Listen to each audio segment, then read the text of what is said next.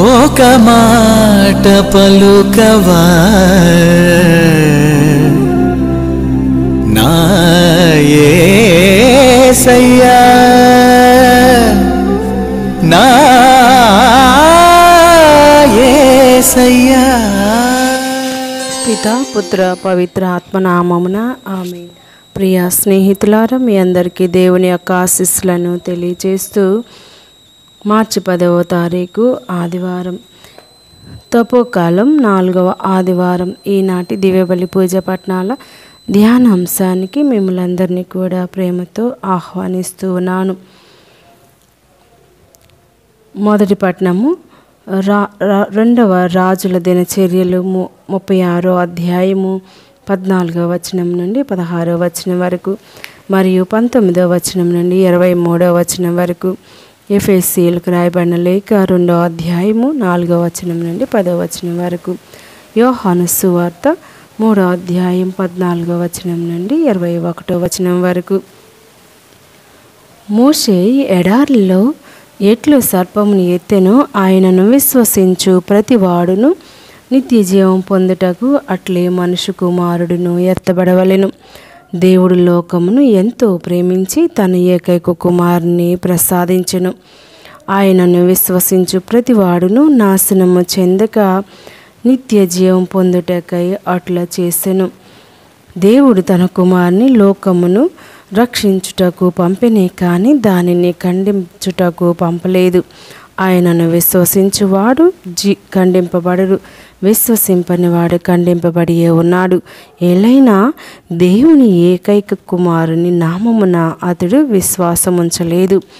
ఆ తీర్పు ఏమనా లోకమున వెలుగు అవతరించినది, కానీ మనుషులు దుష్క్రియలు చేయుచు వెలుగు కంటే చీకటిని ఎక్కువగా ప్రేమించిరి. దుష్క్రియలు చేయు ప్రతి వాడు వెలుగును ద్వేషించును. అతడు తన దుష్క్రియలు బయలుపడకుండానట్లు వెలుగును సమీపింపడు. కానీ సత్య ప్రవర్తనుడు తన కార్యములు దేవుని చిత్తానుసారముగా చేయబడినవని ప్రత్యక్షమగుటకు వెలుగును సమీపించును అని సమాధానమిచ్చెను. ఇది ప్రభువు వాక్కు. సర్వేశ్వరునికి వందనములు. ప్రియ స్నేహితులారా, తపస్కాలం 4వ ఆదివారంలో దేవుడు మనతో ఏం మాట్లాడుతూ ఉన్నాడో ధ్యానించుదాం. దేవుడు ప్రేమస్వరూపుడు. యోహాను రాసిన మొదటి లేఖ 4వ అధ్యాయం 8వ వచనం. ఆ దేవుడు లోకాన్ని ప్రేమించాడు. అందుకు నిదర్శనమే యేసు ప్రభు ప్రవేశం. ఆయన లోకాన్ని రక్షించడానికి వచ్చాడు. క్రీస్తు ప్రభుని జనన మరణ పునరుత్థానాలే ఇందుకు నిదర్శనం. దేవుడు తన కుమారుడైన యేసు ప్రభుని లోకాన్ని రక్షించడానికి పంపాడు, కానీ ఖండించడానికి కాదు. దేవుడు లోకాన్ని ప్రేమించడం అనే భావన యూదులకు ఆశ్చర్యాన్ని కలిగజేసేది. దేవుడు భక్తి ప్రవక్తలు నియమ నిబంధనలు పాటించే స్వచ్ఛమైన యూదులను ప్రేమిస్తాడని యూదుల నమ్మకం. అంతేకాదు, దేవాలయానికి ధర్మశాస్త్రానికి ఆమడ దూరంగా ఉండే యూదేతరులను ద్వేషిస్తాడని యూదుల భావన. యూదులు దృష్టిలో దేవుడు దొంగలను, దుర్మార్గులను, వ్యభిచారులను, హంతకులను, అవినీతిపరులను, పీడితులను, అవకాశవాదులకు, అసూయపరులను ప్రేమించడని వాళ్ళ ఆలోచన. కానీ దేవుడు అందరినీ ప్రేమిస్తాడు. దేవుడు తనను ప్రేమించే వాళ్ళనే కాదు, ద్వేషించే వాళ్ళను, అవిశ్వాసులను కూడా ప్రేమిస్తాడు. అందుకే పౌలు యూదులకు అన్యులకు భేదం లేదు, అందరకు ప్రభువు ఒక్కడే, మనను ప్రార్థించు వారందరినీ ఆయన సమృద్ధిగా ఆశీర్వదించును. ప్రభు నామమున ప్రార్థించు ప్రతి వ్యక్తియు రక్షింపబడును. రోమీలకు రాయబడిన లేఖ 10వ అధ్యాయం 12, 13 వచనములు. ప్రేమించడం దైవ స్వభావం. దేవుడు ఈ లోకాన్ని ఎంతగానో ప్రేమించాడు. మనం పాపాత్ములమై ఉన్నప్పుడే క్రీస్తు మన కొరకై మరణించెను కదా. ఇట్లు దేవుడు మనపై తనకు ఉన్న ప్రేమను చూపుచున్నాడు. ఆ ప్రేమ వినూత్నంగా ప్రదర్శితమైంది. దైవ ప్రేమ స్పందిస్తుంది, ప్రేరేపిస్తుంది, ప్రోత్సహిస్తుంది, ప్రేమమయులను చేస్తుంది. అద్వితీయమైన ఆ దైవ ప్రేమ అందరికీ చేరువయ్యింది. ఆయన ద్వారా మనం జీవమును పొందగలందులకై దేవుడు తన ఒకే ఒక కుమారుని ఈ లోకానికి పంపెను. దేవుడు మనపై తనకు గల ప్రేమనిట్లు ప్రదర్శించెను. యోహాను రాసిన మొదటి లేఖ 4వ అధ్యాయం 9వ వచనం. దైవ కుమారుడైన క్రీస్తు శిలువ బలి ద్వారా తన స్నేహితుల కొరకు తన ప్రాణమును దారపోయేవాని కంటే ఎక్కువ ప్రేమ కలవాడు ఎవడునూ లేడు. యోహాను సువార్త 15వ అధ్యాయం 13వ వచనం అని నిరూపించాడు. ఈ రక్షణ్యం, ఈ మహద్భాగ్యం ఆయనను విశ్వసించే వాళ్ళందరికీ దక్కుతుంది.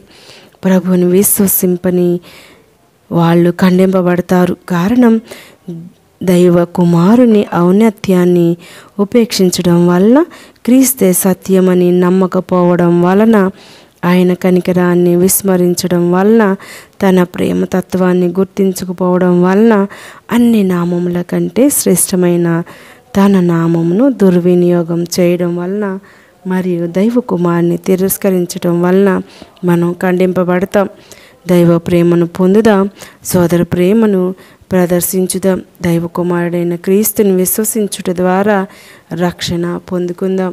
ప్రియ స్నేహితులారా, మరి మొదటి పట్టణంలో దావీదు రాజు ఎన్నిక గురించి తెలియచేస్తూ ఉంది.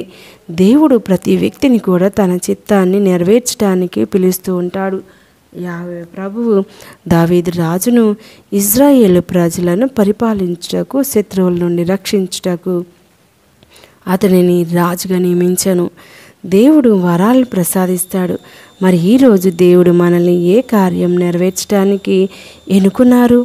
ఒకసారి ఆలోచించుదాం.